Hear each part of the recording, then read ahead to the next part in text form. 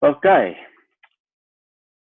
last in the last session we discussed about the the institutional theory that suggests the um, all actors are affected by the institutions, and we also discussed about two types of institutions: the formal institutions and informal institutions. Okay, and you may recall that uh, this institutional theory from business management perspective leads us to the macro environmental forces like the pest analysis. Okay, and we also discussed that there are a couple of theories as well that that we can uh, look at when it comes to developing the international business strategies. Okay, the second one here is the social capital theory, which is basically the assets that the organization has through the relationship with the others and relationship within the organization. Okay. The so in other words, individual and collective network contribute to the organization's performance. That's what this theory suggests. Right? The scholars who suggest uh,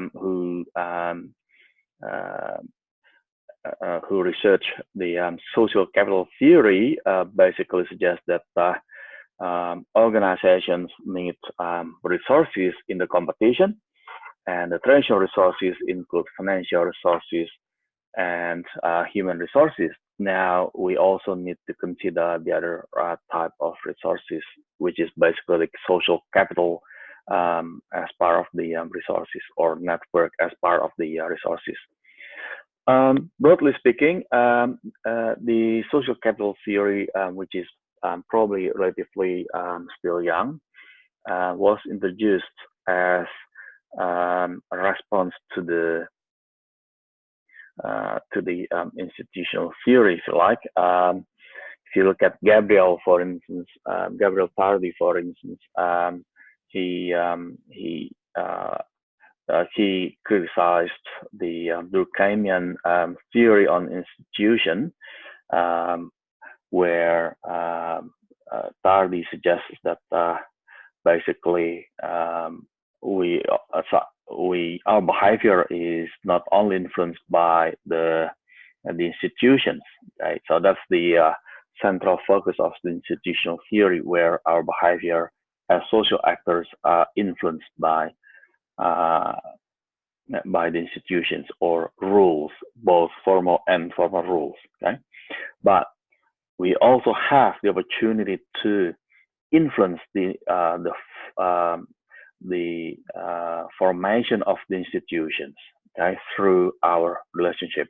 Okay, so in this instance, through relationship and partnership, we have the opportunity to influence the institutions, and eventually we also have, from business perspective, we also have the opportunity um, to contribute to the performance through the network that we have. Okay, so there are two, broadly speaking, there are two perspectives of social capital theory. Bird's perspective, which is basically about bridging the structural holes.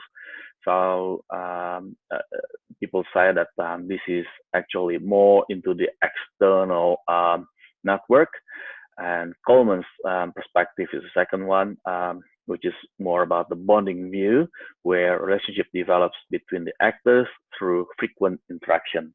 Okay, so based on this, scholars suggest that Coleman's perspective is more into the internal perspective of the organization. Okay? And that leads us to a number of measures, such as ties or number of ties, strong or weak ties, and close network, for instance, to that influence the performance of the organization. Okay? Right. Now, you may recall that we, in the previous presentation deck, we discussed the micro-environmental actors. So that's basically how we can view the social capital theory, where we can look into some aspects like the organization itself, the competitors, okay, the suppliers, or relationship with the suppliers, okay, relationship with the customers, relationship with the resellers, for instance, okay.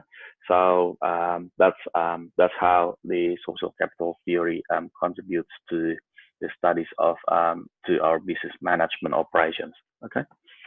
All right.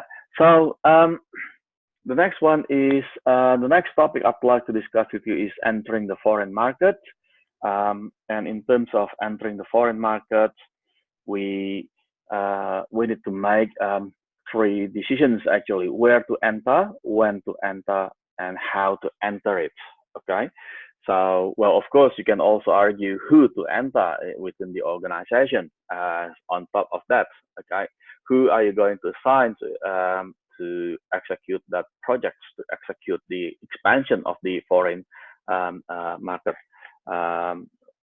or the execution of the operational plan in the international operation. Okay. Because the person, you can also argue that the person that will lead the market penetration may also influence how the culture of this organization, the overseas market, will be shaped. Okay. Now let's have a look at these three, and tonight we are going to discuss pretty much about the where to enter, and we are going to leave the other two in the next session. Okay. So where to enter, there are a few things that we need to consider, and that goes back to our market selection that we need to address in the first assessment actually. And this one here is hopefully gives you a bit more understanding about the where to enter. The location specific advantages and strategic goals is one of the things that we need to consider. The location specific advantages, we need to definitely we need to consider the location, because the location provides us with the opportunity to have a stronger supply, for instance. Okay, and these advantages are the benefits that the firm can reap from the features specific to a particular location. Because we understand that knowledge spill overs among closely located firms that attempt to hire individuals from competitors. Okay. We also look at the industry demand that creates the skilled labor force. That's another consideration as well. So if we decide certain market to enter, we also need to consider whether we get the benefit of the skilled labor force. Okay, so therefore, from international economy perspective, people say that the human resources or the talents in the host market is one of the things that their business people would consider. Okay, and industry demand that facilitate a pool of specialized suppliers and buyers. So if that local market has a strong demand, that is a symptom that they have specialized suppliers and buyers. Okay, so there are a few things that we need to consider in terms of advantages that the firm can grab from the specific to particular location. Okay. All right. So what is the well, a bit of question in terms of the strategic value of the Southeast Asia as the location, or are they bridging Asia and Europe and between Asia and Africa? Okay, so there are a couple of things that we can also consider as part of the strategic location. If you look at Southeast Asia, for instance. Right. So this is basically Southeast Asia, where we have Indonesia, Malaysia, Singapore, Philippines, Thailand, and so on and so forth, basically. So can we claim that they are the strategic location because they can bridge Asia and Europe, Asia and Australia, and Africa and Asia, basically. So that's one thing that people can argue as well. So number of companies open their regional operations as well in Southeast Asia, such as Singapore. Okay. Right. So still where to enter. The next consideration is the strategic goals, where we need to look at the natural resource seeking firms. Okay.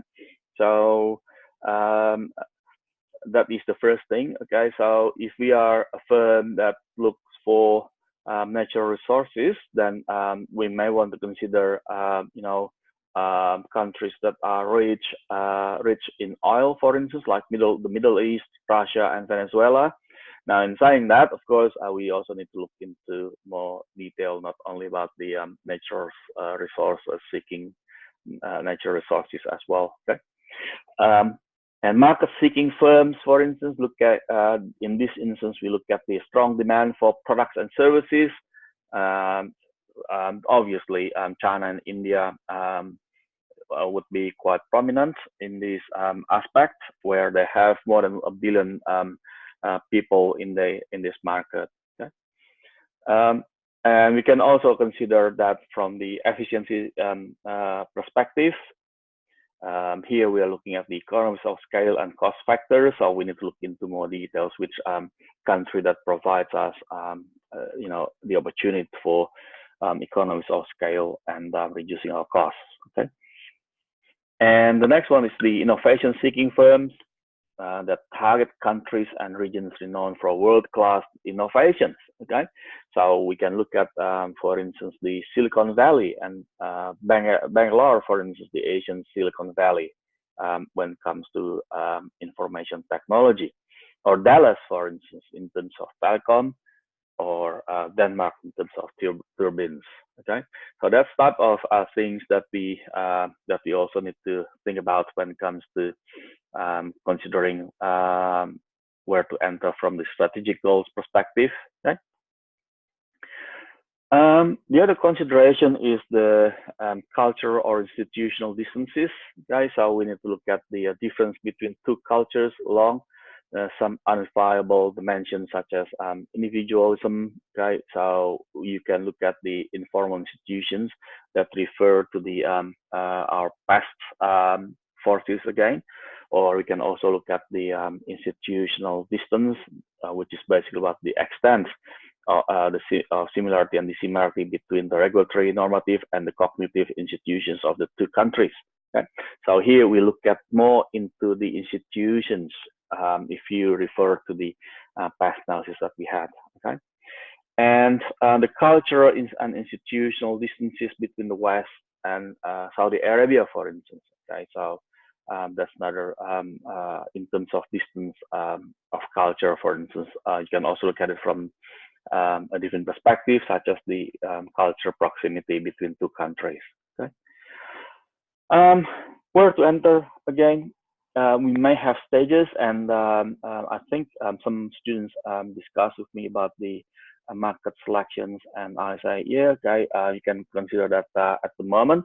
The company that you analyze may have penetrated this market at a smaller scale, and you're looking into expanding that to the next stage. Okay, so which is pretty much the stages approach. Okay, so stage one, we enter the market that has strong similarities, for instance. Okay, and stage two, enter the next market. Okay, so that's the stages. That's also part of the stages approach. Okay, so we enter, for instance, in Europe, for instance, if you look at the Belgium company, okay, they may first enter France market because they're quite close from a culture perspective, and then they expand to their markets in Europe.